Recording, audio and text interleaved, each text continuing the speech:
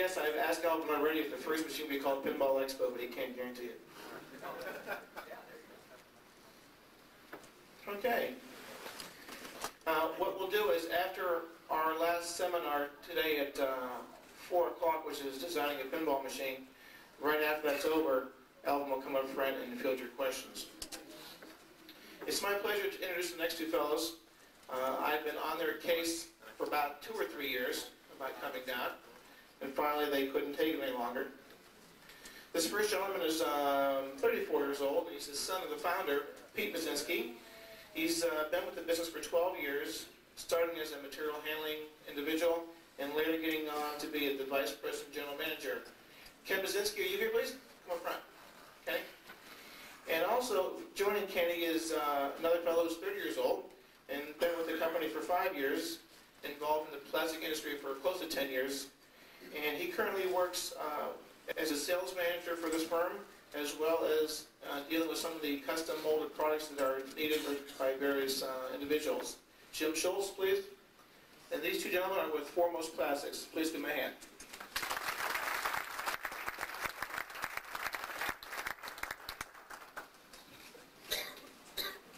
Thank you, Rob. I'm going to give a history of Foremost Plastic Products and try to keep it brief, which is not normally my nature. And then I'll turn it over to Jim, and he'll explain a bit on how the plastic products are molded and how they, what happens in the plant before they end up on the playfield. Foremost Plastic Products was founded in 1961 by my father, Peter Mazinski, and his partner, Bob Hauser. Prior to that, both were employed at American Molded Products, also known as Amberline. American Molded Products had roots with the coin-operated amusement industry reaching back as far as 1938. Dad worked at American Molded Products as an engineer, and Bob was in sales. That combination has served Foremost well over the years, giving us a Mr. Inside and a Mr. Outside. The first plant was located at Austin and Grand here on the northwest side of Chicago. It held 2 injection molding machines and was soon too small for the rapidly growing business. Much of the growth came from the coin-operated amusement industry. Some of the first customers of Foremost were Williams, Valley, and Godley. By the mid-60s, Foremost had moved down the street to Nagel and Grand. The new plant eventually ran 8 molding presses and was in operation until 1978. This was a time of much growth at Foremost. At this time, or in the mid-60s, American Molded Products, which was by then a division of Revlon, had gone out of business. Foremost bought the tooling for the pinball parts from American Molded Products. The coin-op amusement products molded through this period included flippers, bumper bodies and caps, bobbins, flipper buttons, playfield inserts, posts, targets and tubes, and other assorted items. A major source of business through the years were the mechanical scoring wheels. At one time, they accounted for approximately 25% of Foremost sales. By the mid-70s, the electronic scoring devices had obsoleted the need for mechanical scoring wheels, unfortunately. But fortunately, this major loss of sales was offset by an overall growth in pinball. By 1976, Foremost acquired the former Royal Tool Company to manufacture the injection molding tools. This enabled us to control the building of the tooling, the lead time, and the price, as well as repair the existing tooling that we had, some of it dating back as far as the Amberline days. By 1978, the molding operation and tooling facility were consolidated into our present plant at 7834 West Grand Avenue in Elmwood Park, which is just outside the city limits. Products that we presently mold for the coin-op amusement industry are displayed here in the front. We're still doing flippers and buttons and bumper caps and drop targets, but in the last 10 years we've added other products for video games such as joysticks and fire buttons. We are pleased to have served the plastic excuse me, we are pleased to have served the coin-operated amusement industry for the last 30 years and look forward to serving the industry for at least the next 30 years. Bob Hauser is now retired and serves foremost as a consultant, and my father has sort of been reactivated within the business on a daily basis starting this year. And we look forward to having him around for as long as he can take it. I'm going to give way to Jim Schultz now. He's going to explain a bit of the process on how these parts are actually manufactured. Jim?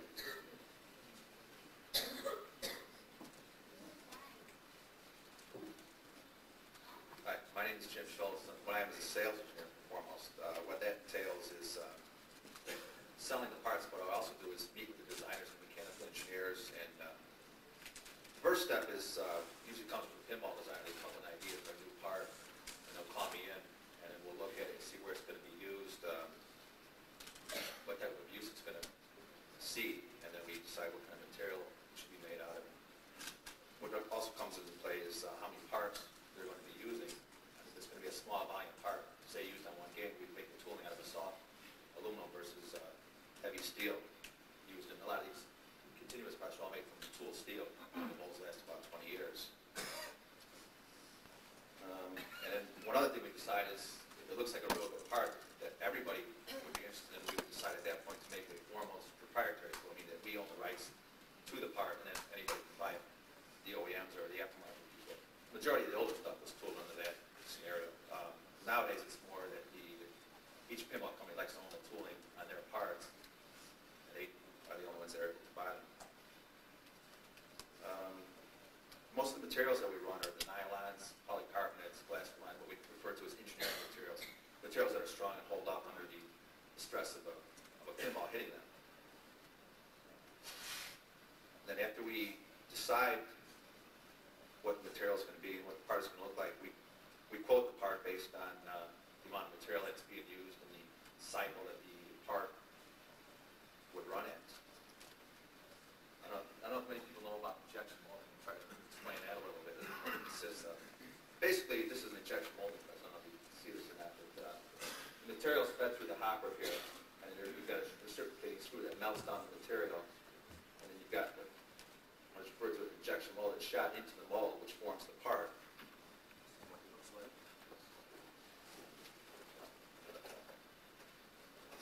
Basically, what a part looks like is it comes out of the mold. These are play field inserts.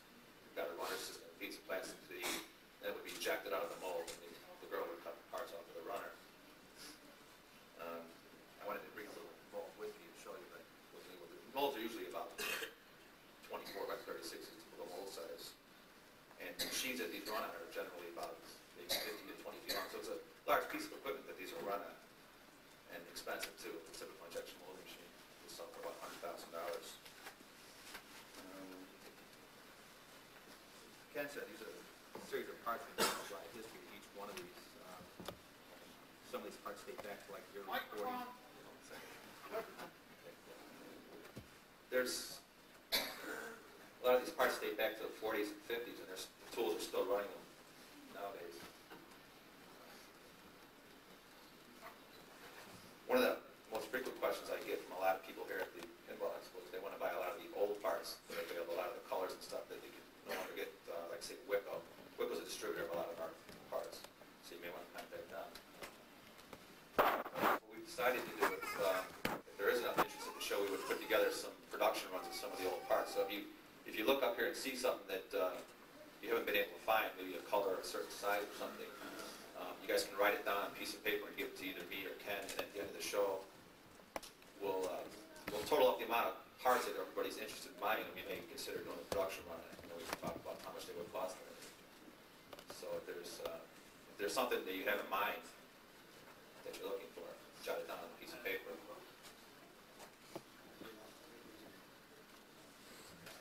That's about it. It's injection molding in a nutshell. So take a look at the parts up front, and I've got a couple of diagrams showing what a mold design looks like when injection presses. If you're interested, you can look at that. Thank you.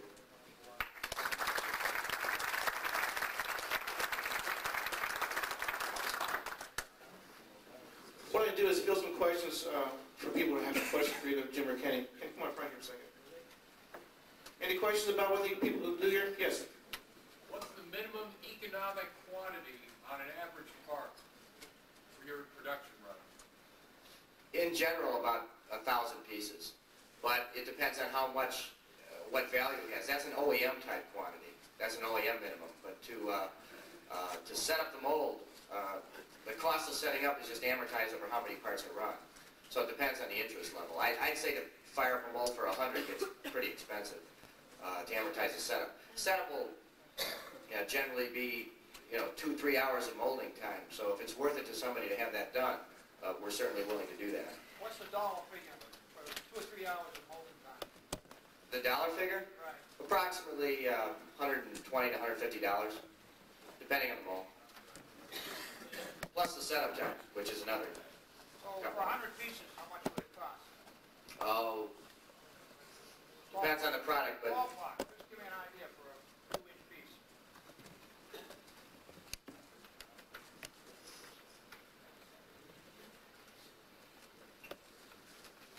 I'd say around $150 to $200, depending on how old the mold is and when the last time it was ran. Yes?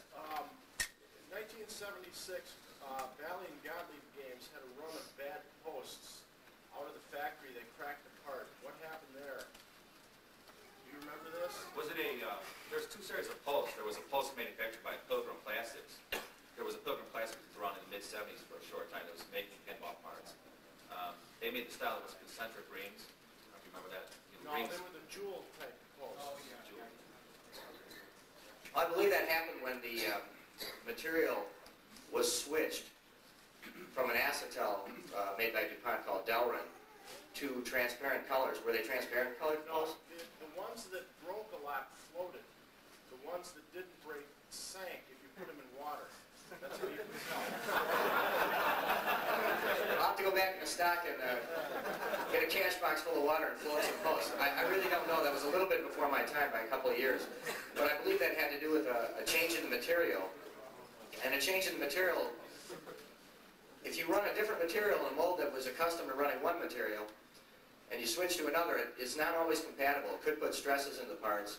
And I believe that happened when we switched from an acetal post or a nylon post, and in that same mold ran polycarbonate, which is very susceptible to strains. It's also very susceptible to petrochemical products, and it can crack and trace. Now the present playfield posts are made out of polycarbonate, and have somehow they seem to have weathered the storm. Whether that was a mold adjustment to make them mold with less strains, I'm not quite sure, but I believe that would be the case. Do you have a way of measuring strains in plastic? Not inside the walls of Foremost. Our material suppliers supply laboratory support if requested by our customers or ourselves. Steve? What's the cost of creating a mold if you don't have one? Okay, that varies wildly depending on the geometry of the part, but simple, well, I'll take a tube, a bobbin tube. That would be approximately $1,300. And something as elaborate as a bumper cap, maybe going to make 4 at a time, so what we call a 4-cavity mold, would be approximately $10,000 to $15,000. Back in the early 60s, Gottlieb had some playfield inserts that were translucent. Were you involved in making those, and why did you get away from that type of color? That's a good question. I used to run those when I was on the floor, and we still have some of them. I believe the spark for it happened when the transparent colors came out. The OEMs decided that dressed the game up better, that it was a brighter, shiny, more sparkly concept.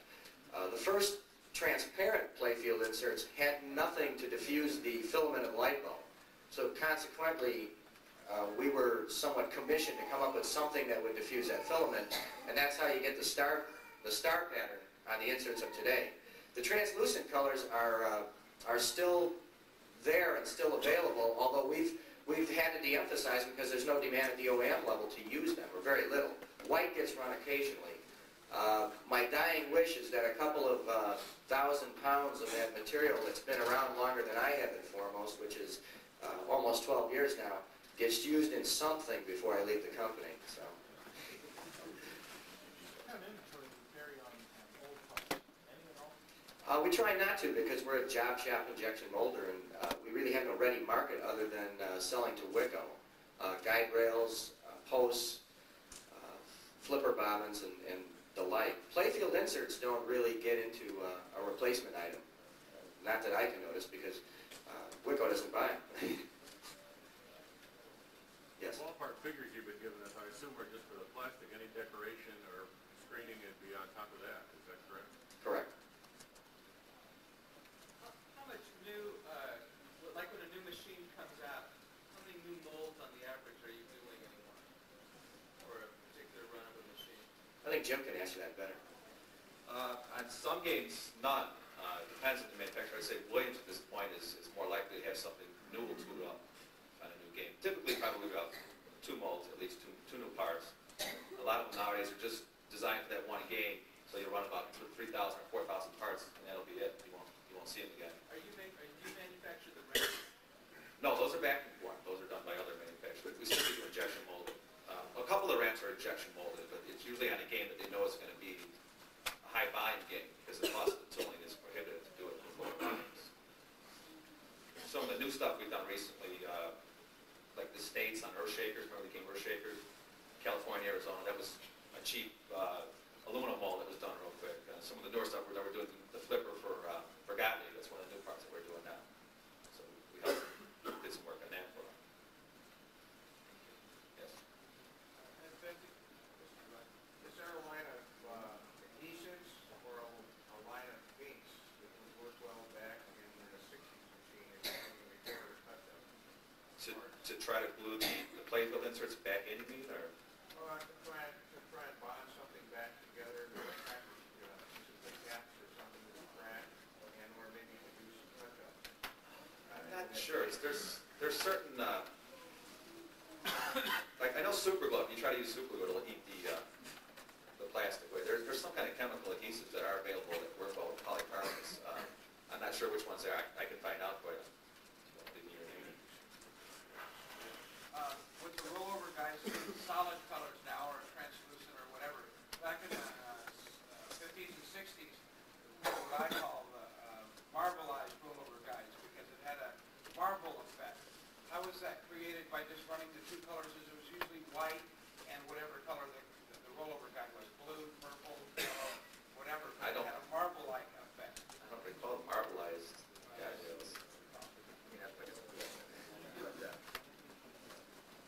That's exactly how that's achieved. It's Just 2 colors in the mold. right. We sort of get that by accident when we change colors. For example, if we're running.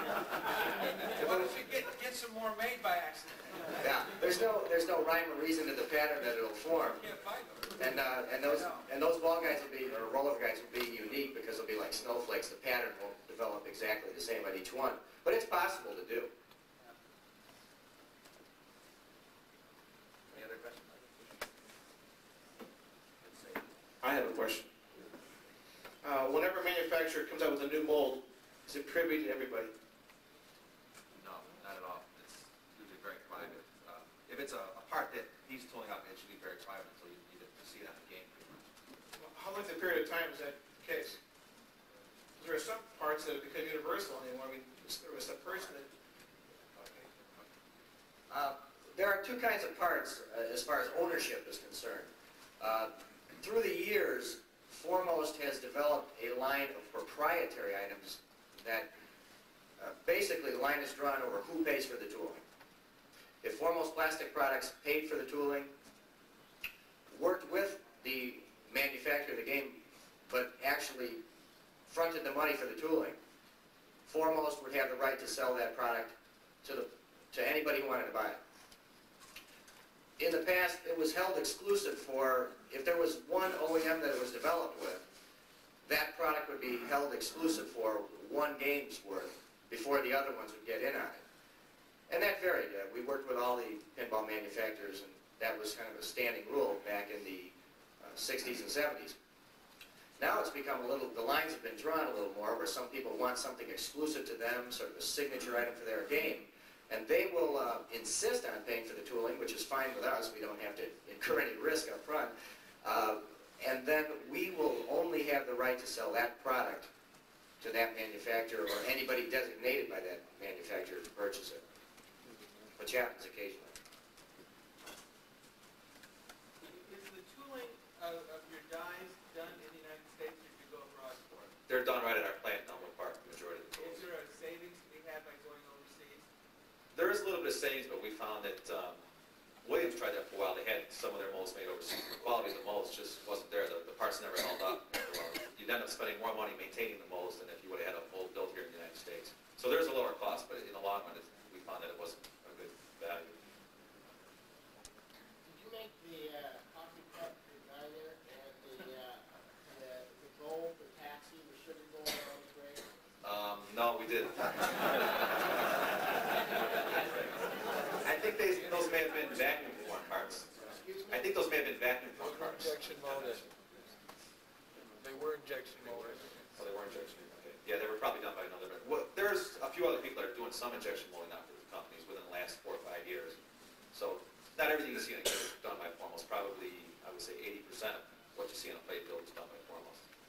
In a part like that, do you bid on it? And- Right. Exactly. We quote on it, and Well, did you bid on it though? on that coffee cup, Yeah. yes, we did. It was up to Williams to have. It came down to a tool cost, basically. They went with a new vendor that they had never dealt with before because his tooling cost was quite a bit lower, and that's what they ended up with.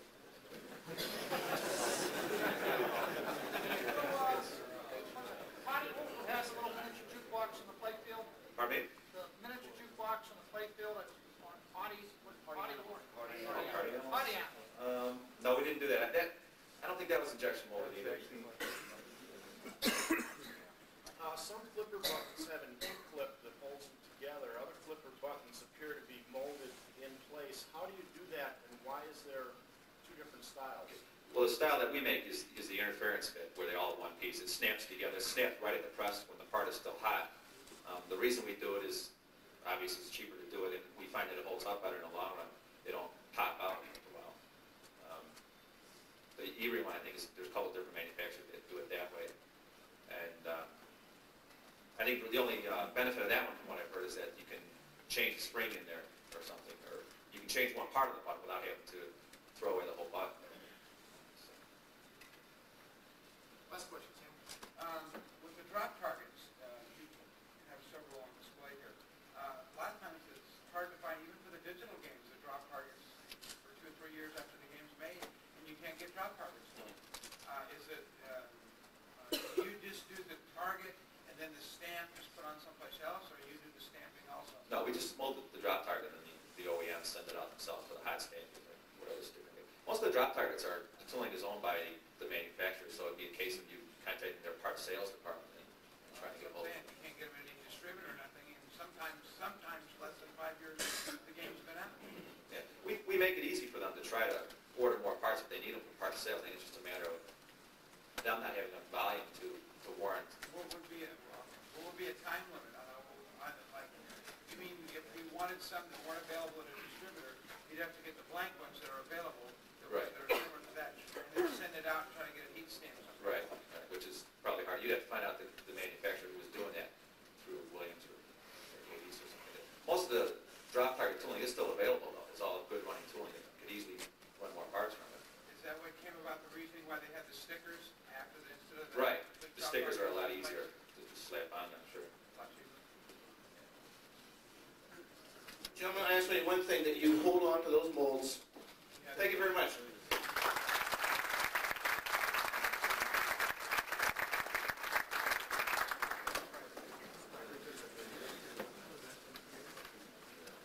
Do we have a bid on this piece here?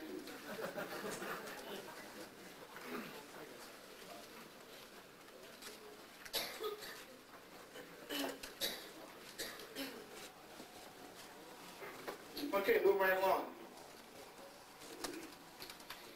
These two gentlemen as well. I mean, I've hounded for a while to come and speak to the expo, and I think they should have a very interesting talk.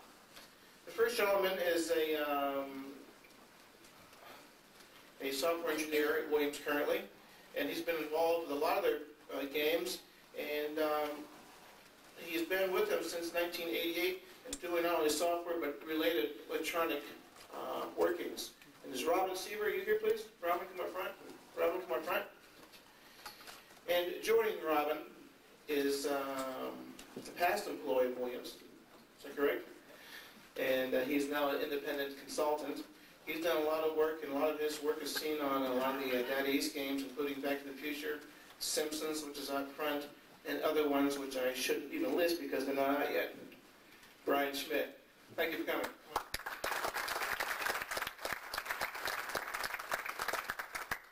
We're just kind of going to wing this since we didn't really have a whole lot of time to talk to each other since we're sort of competitors. So we never talk to each other, so.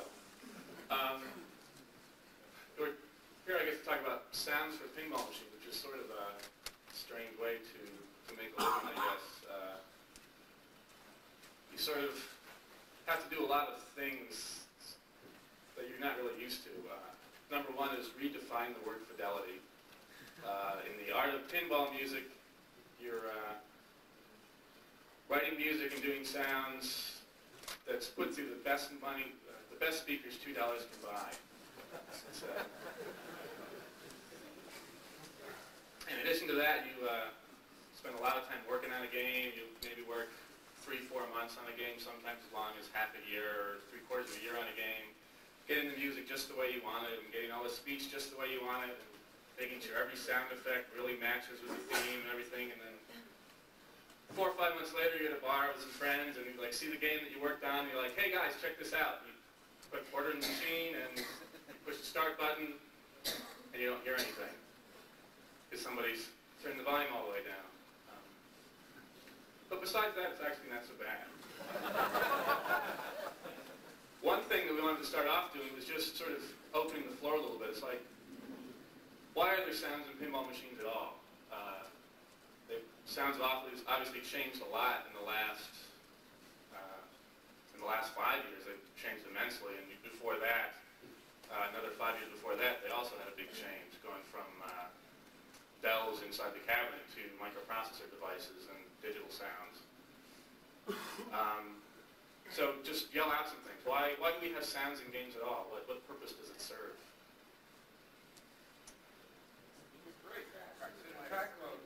Okay, well, it's one thing, actually. I thought that would be the one thing everyone would forget. It brings your attention to the game when it's there.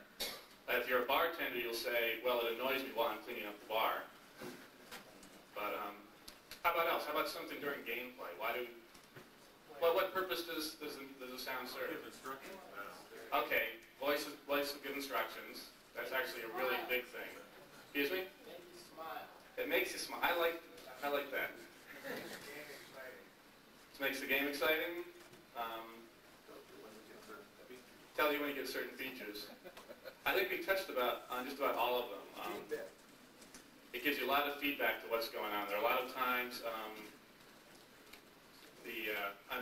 I'm thinking of the extra ball blitz sound in high speed.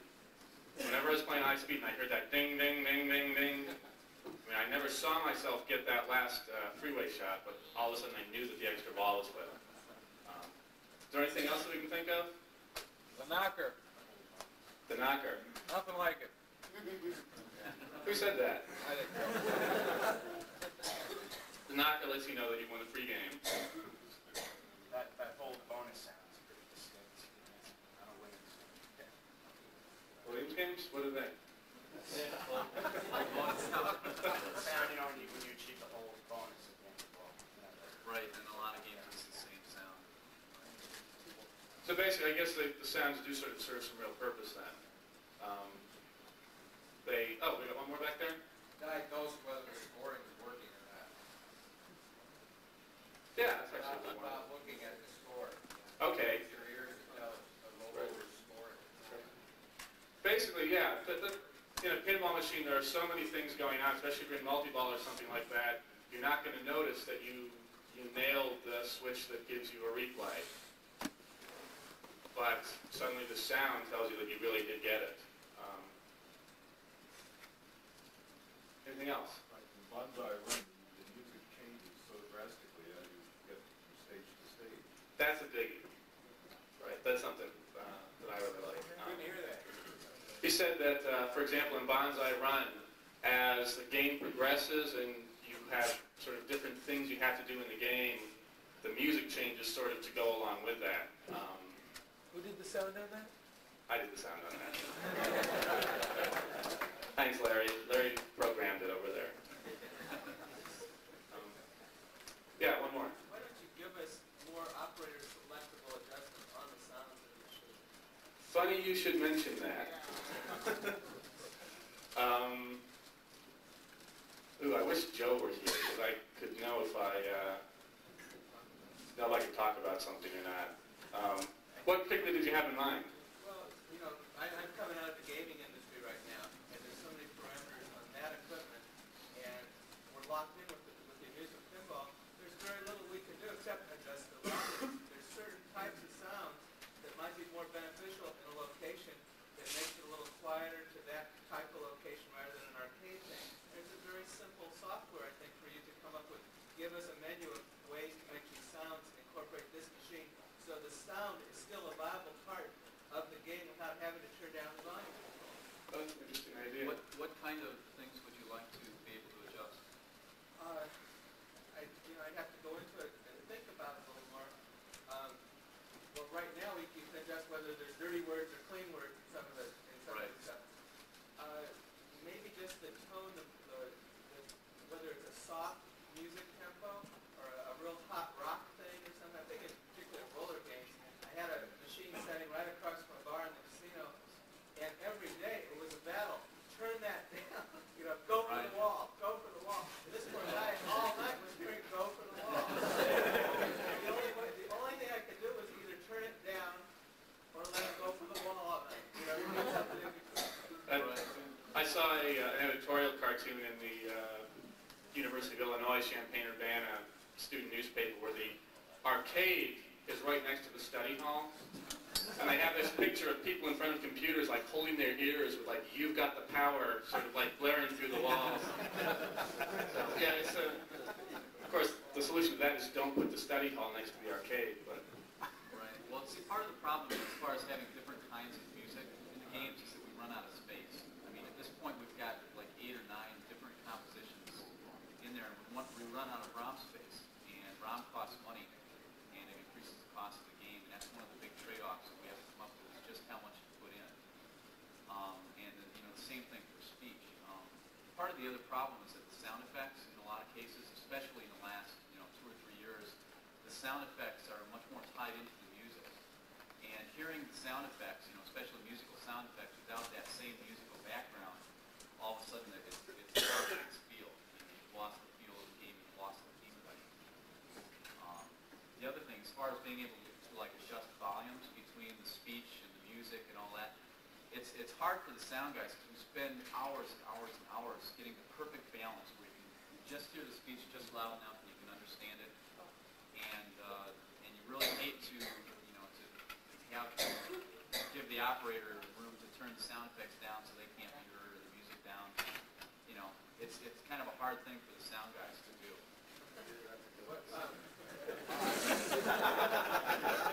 In the attract mode, it maybe could be critiqued a little bit and really dig into that. That's what I think the main problem was. Oh, it was just in the attract mode. Well, you can always turn the attract mode off. Well, you don't want to turn it off. You just want to turn down some of it a little bit. You understand? And the speech in particular is Yeah. a problem. Yeah. Okay. I might be slightly out of line because I've been out of this business for a few years, just got back in about 6 months ago. But it seemed to me on pinballs in particular, the problem that I always had with it was that the speakers were mounted facing down. So that the volume of the game had to be extremely high by comparison to everything around it to hear it. Did they ever come up with speakers on the back box? the question is that in the old games the speakers were all pointing down. On the new games, actually since I've been working in the industry, there are speakers that are facing straight at the player. So that's it. When did that change? That was a long. Larry, when was that? A long time ago. Yeah, it was like Firepower 2. Firepower 2. That was about 83, late 80, followed '83. When are you gonna come up with a game that the player can talk to, you know, interact? I mean, IBM's doing this, why can't you guys do it? Don't tell me. Oh, I'd love to, believe me. Well, get the horn going, man. It's It's all a cost issue. I mean, we could do it, we'd have great fun doing it. It's just a matter of who can That's make the it next work. technology, man. That's the latest, that's gonna be the late thing in the 90s. You guys ought to get into it first. How do you keep the game next to you from eavesdropping at? You got a, For the wall. No. We're going to go stereo here, so. Oh, I didn't quite realize there could be so many questions. Way in the back? I guess some games have a place where you can plug in a headset. Are you looking at doing that as a regular thing, putting it on every game and maybe even marketing? That's something, the question was if nobody heard it, how about headphones, which I don't know if anybody remembers Time Machines a few years ago, a number of them had headphones. David Field was real good about that. He had developed this little thing called Hear It, which Incredible Technologies sold. Incredible Technologies used to do all the software and sounds for the Data East games. Ideally, yes. And in fact, the games I had in my basement all had external stereo system jacks on them. But the reality of the matter is that when those games were put on test, virtually no one ever used the headphones. And so suddenly that's an additional, I hate to get economic, because I don't like talking in economics, but if suddenly the games cost so much more, but nobody's ever really using the feature, it's too bad. That would resolve the problem of places where they don't like to turn it up, and if a person wants to hear it, if there would be a separate control and they had their own headset they could do Oh, it. but I agree completely with the concept of doing it, but it's a problem of, when they had it out there, no one ever really did it. I couldn't understand that. I thought it was great. Yeah, but you got the problem of you get your shuffle lollipop stolen, you get your cue ball stolen, now you can get your headphones stolen. Right. oh, it's bring your own. Right. It was a bring your own headphone, like you had your own Walkman headphones. So, yeah, Mike. What do you think of stereo? Do you utilize it as a program? What do I think of stereo? Robin, what do you think of stereo? I think stereo is great. Once again, it's a matter of cost. You know, when you do stereo, you have to have 2 power amps. You have to, you know, this is something that I do a lot. Is getting into the design of the hardware, the sound hardware.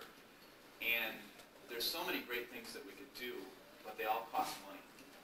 And, I actually love stereo, and Data East games do have stereo. And I use it a lot, but it's something that yeah, it admittedly costs a little bit more. Yeah, right there. You design a soundtrack for a game. Where does it begin and how do you do it?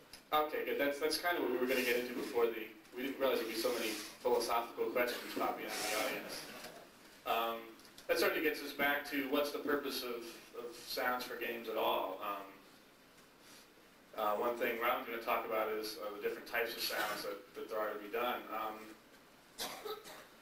You kind of start working along with the artist and the game designer. You know, somebody comes up with a theme. One of the things that didn't come up in the sort of, when we were talking about what the purpose of sounds were, is the sounds should, in addition to being instructive and be exciting and be fun and maybe help you and maybe tell you what's happened, is the sound should strongly reinforce the theme of the game. I mean, especially in the last, I only know about the last 5 years because that's only how long I've been in the industry. But games have become really theme-oriented, where there are all these little, you know, well, are you the ball or are you the flipper? You know, having little subplots going through here with little characters doing this and that and talking to each other. And the music and the sounds can be really an important part to help you get into that atmosphere. If you got a motorcycle game, I remember Pat and Larry wanted, you know, sort of California rock and roll surfing motorcycle music. As opposed to a game like, well, licensed games, obviously, that's very important, like Back to the Future or Elvira or something like that, where you have voices and theme music that really, really hits you. But it's a lot of, you look at least I do, I look at the artwork a lot. I actually usually don't start music at all until I see the artwork, because that always gives me an idea, and that always makes me, it makes, because the sound music's easier to change than the artwork. Once the artwork is done, the artist doesn't want to go back and change it because they sent it to a screener and did all this and that. But the music I can always just change anytime. So it's just a matter of getting an entire theme together. And then you also have to sit down with the programmer and say, in the rules, and say, well, now what kinds of progressions are there in the game? You know, you have main ball, single ball playing music. Maybe there's a situation where there's a timer that's going on, in which case you're going to want a piece of music that's still sort of in the style of the theme, but now it's maybe sort of gets faster and faster and faster and faster until the timer expires, and then you go back to the regular music. Obviously, if you're in multi-ball, you have another piece of music that's probably really, really fast. In Bonsai Run, when the lock shot is lit, and your entire purpose in life is to make the lock shot, there's a